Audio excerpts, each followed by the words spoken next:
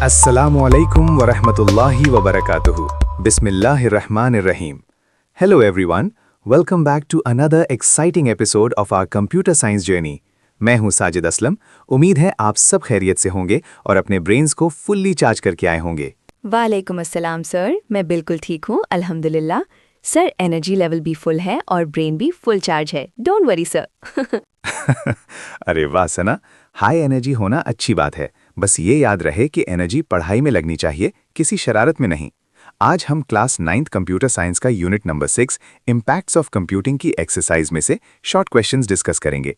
क्या आपको कुछ याद है? सर इम्पैक्ट्स का मतलब तो असर होता है ना, मतलब कंप्यूटर्स हम पर किस तरह का असर डाल रहे हैं? बिल्कुल सही। इम्पैक्ट्स का मतलब होता है असरात, यानी कंप्यूटर्स और टेक्नोलॉजी ने हमारी जिंदगी पर क्या असर डाला है। और आज हम बिल्कुल स्पेसिफिक होकर काम करेंगे।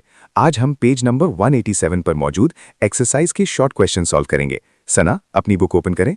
Unit 6 page 187। Ready? Yes sir, book open है, पेज 187, एक्सरसाइज के शॉर्ट क्वेश्चंस बिल्कुल सामने हैं। ग्रेट। आज के हमारे स्टूडेंट लर्निंग आउटकम्स यानी SLOs ये हैं कि हम समझ सकें हार्डवेयर और सॉफ्टवेयर को जिम्मेदारी से कैसे यूज किया जाता है, ऑनलाइन सेफ्टी क्या होती है और सोशल मीडिया के फायदे और नुकसानात क्या हैं। सोशल मीडिया, फिर तो सर ये लेक्चर बहुत इंटरेस्टिंग या फिर थोड़ा स्पाइसी होने वाला है। हाँ, इंटरेस्टिंग भी होगा और थोड़ा सा सीरियस भी, लेकिन पहले थोड़ा डिसिप्लिन। सना, जरा पिछले लेक्चर का एक क्विक रिकैप दें। यूनिट 6 में हमने ओवरऑल किस थीम पर बात की थी? सर लास्ट लेक्चर में हमने ये पढ़ा था कि कंप्यूटिंग टेक्नोलॉजी ने सोसाइटी को कैसे चेंज कर दिया है। कुछ चेंजेस पॉजिटिव हैं, जैसे कम्युनिकेशन फास्ट हो गई है, और कुछ नेगेटिव भी हैं, जैसे प्राइवेसी और मिसयूज के इश्यूज। एक्सीलेंट, जबरदस्त रिकैप। इसी फाउंडेशन पर आज का लेसन बिल्ड होगा।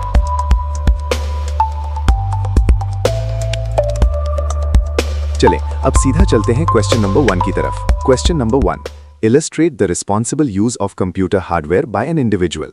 इस क्वेश्चन का उर्दू मतलब ये है, एक फर्द कंप्यूटर के हार्डवेयर को जिम्मेदारी से कैसे यूज करता है, इसकी वजाहत मिसालों के साथ करें।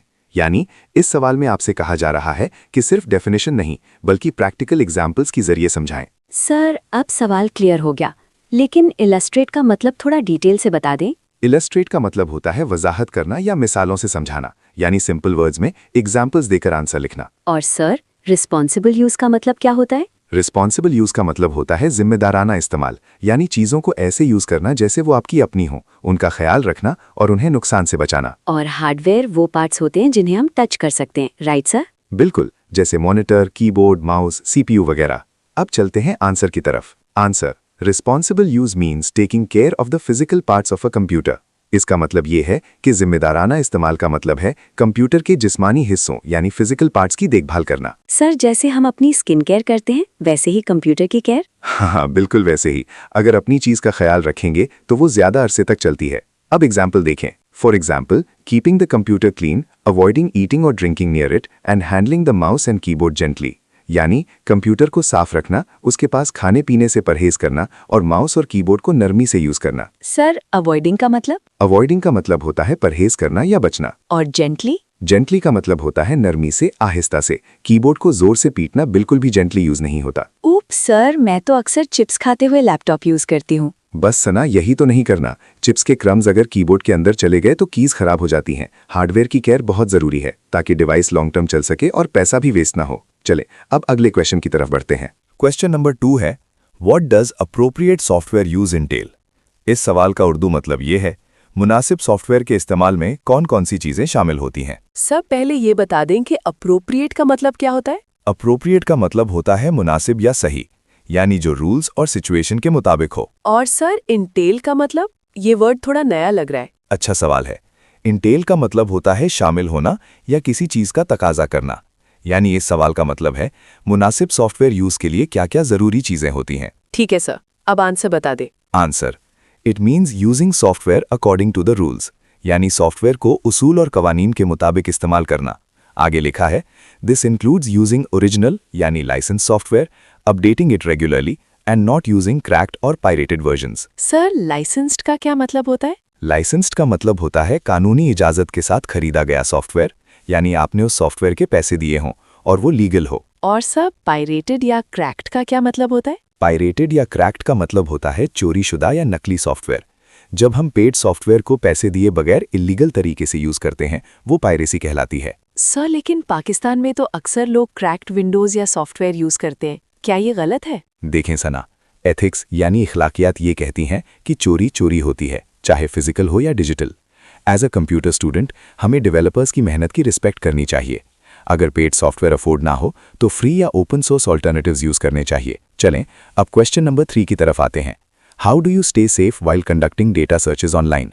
इसका उर्दू मतलब ये है, आप ऑनलाइन डेटा सर्च करते हुए महफूज कैसे रह सकते हैं। सर कंडक्टिंग का क्या मतलब होता है यहाँ? कंडक्टिंग का मतलब होता है करना या अमल में लाना, यानी कंडक्टिंग सर्चेस का मतलब है सर्च करना। आंसर पढ़ दें sir. Answer: We can stay safe by using trusted search engines, not clicking on suspicious links or pop-up ads, and not sharing personal information on unknown websites. Sir suspicious का क्या मतलब होता है? Suspicious का मतलब होता है मशकूक, यानी ऐसी चीज जिस पर शक हो कि ये नुकसान पहुंचा सकती है। और पॉपअप एड्स क्या होते हैं सर? ये वो एड्स होते हैं जो अचानक स्क्रीन पर कूद कर आ जाते हैं और कहते हैं congratulations you one an iPhone. हाँ सर, मुझे भी एक दफा लगा था मेरी किस्मत चमक गई है। वो किस्मत नहीं होती सना, अक्सर वायरस का दरवाजा होता है।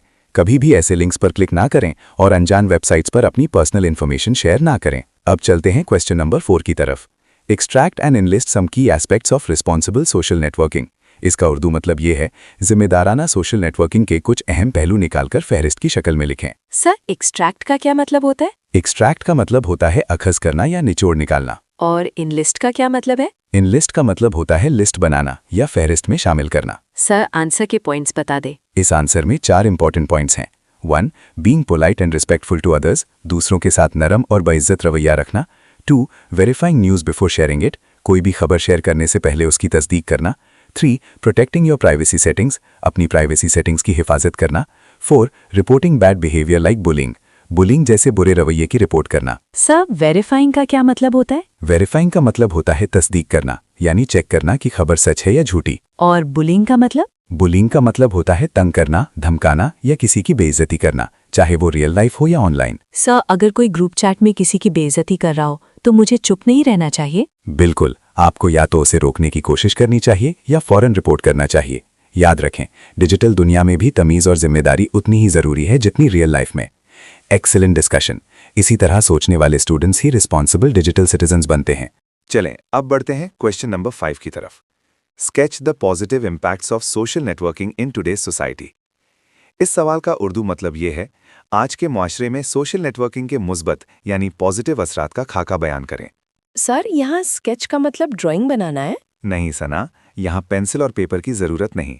स्केच का मतलब होता है मुख्तसर और वाज़े अंदाज में बयान करना, यानी अल्फाज के जरिए तस्वीर कशी करना। ठीक है सर, अब आंसर बताइए। Answer: Social networking helps people stay connected with friends and family, allows businesses to reach more customers, and helps spread awareness about important social issues quickly. Sir awareness का क्या मतलब होता है? अवेयरनेस का मतलब होता है आगाही या शऊर, यानी लोगों को किसी अहम मसले के बारे में मालूमात देना। जैसे जब हम किसी चैरिटी के लिए पोस्ट शेयर करते हैं और फॉरेन डोनेशंस जमा हो जाती हैं? एग्जैक्टली, ये सोशल मीडिया का पॉजिटिव और रिस्पॉन्सिबल यूज है। इसके अलावा बिजनेसेस का ग्रो होना और दोस्तों फैमिली से कनेक्टेड रहना भी इसके फायदे हैं। अब चलते हैं क्वेश्चन नंबर 6 की तरफ। Relate fake news affecting our understanding of current events. Sir इसका तर्जमा थोड़ा मुश्किल लग रहा है। इसका उर्दू मतलब ये है, फेक न्यूज का हमारी हालिया वाकयात को समझने पर क्या असर पड़ता है, इसे वजाहत के साथ बयान करें। सर रिलेट का क्या मतलब होता है यहाँ? रिलेट का मतलब होता है ताल्लुक कायम करना, यानी ये बताना कि एक चीज दूसरी चीज को कैसे अफेक्ट करती है। और करंट इवेंट्स क्या होते हैं? करंट इवेंट्स का मतलब होता है हालिया वाकयात, यानी जो आजकल दुनिया में हो रहा होता है। सर आंसर पढ़ दें। Answer: Fake news spreads wrong information which confuses people. It makes it difficult for us to know what is true and what is false regarding important world events. Sir confuses का क्या मतलब होता है? Confuses का मतलब होता है उलझन में डालना, यानी सच और झूठ में फर्क मुश्किल बना देना। सर जैसे व्हाट्सएप पर मैसेज आ जाता है कि फलानी रात को कयामत आ रही है और सब डर जाते हैं। बिल्कुल सही एग्जाम्पल।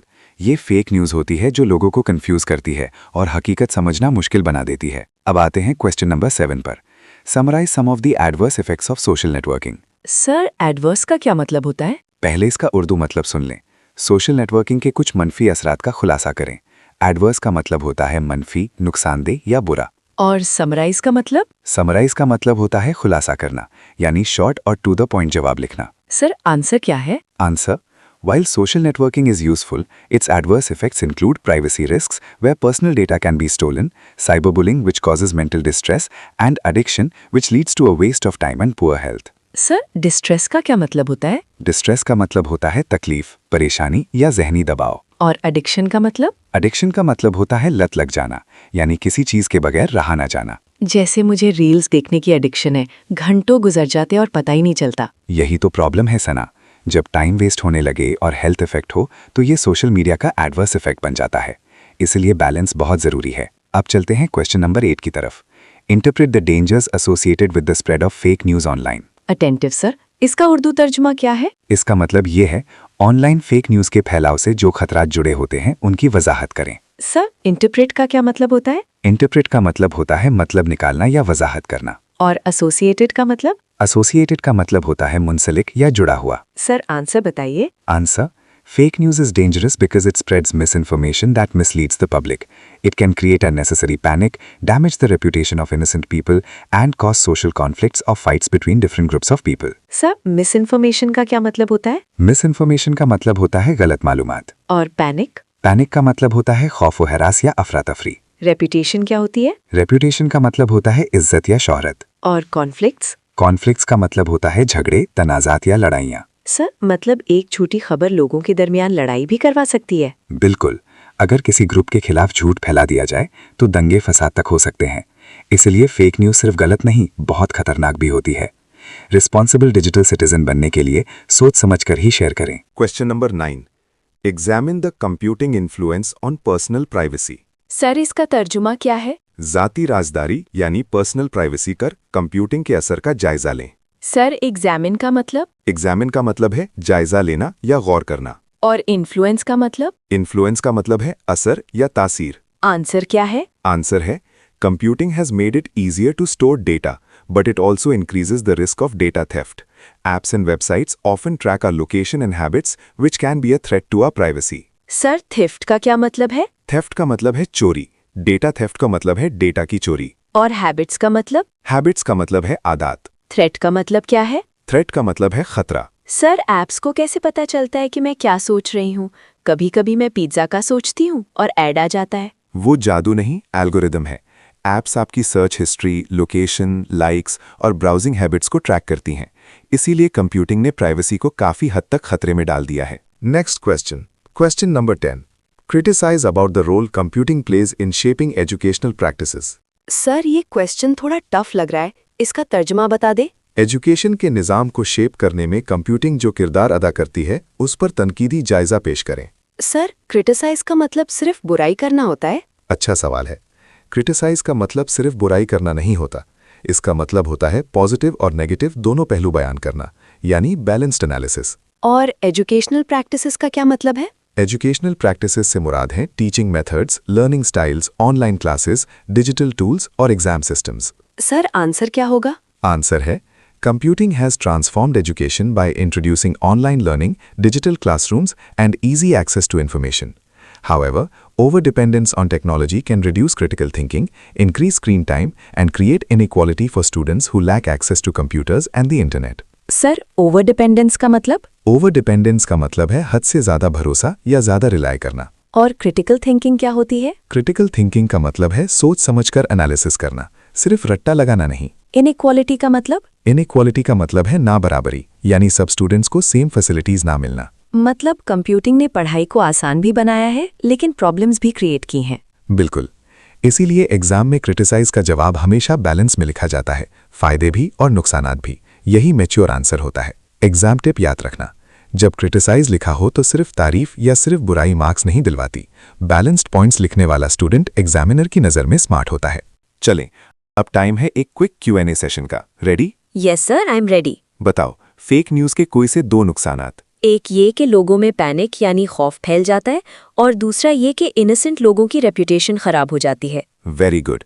अब नेक्स्ट, रिस्पॉन्सिबल हार्डवेयर यूज़ की एक एग्जाम्पल बताओ। कंप्यूटर के पास खाना पीना नहीं रखना चाहिए और कीबोर्ड को जेंटली यूज करना चाहिए। एक्सीलेंट। एग्जाम टिप याद रखना, जब भी रिस्पॉन्सिबल यूज या इम्पैक्ट्स ऑफ कंप्यूटिंग का सवाल आए, हमेशा रियल लाइफ एग्जाम्पल्स लिखना। पॉइंट्स में लिखा हुआ आंसर एग्जामिनर को इंस्टेंटली इंप्रेस करता है। थैंक यू सर, आज वाकई लग रहा है कि मैं एक रिस्पॉन्सिबल डिजिटल सिटीजन बन गई हूँ। जबरदस्त। बस याद रखो, सिर्फ समझना काफी नहीं होता, अमल भी जरूरी होता है। इसी नोट पर आज का सेशन यहीं खत्म करते हैं। अपना और अपने कंप्यूटर दोनों का ख्याल रखें। अल्लाह हाफिज सर। अल्लाह हाफिज, फी अमान अल्लाह।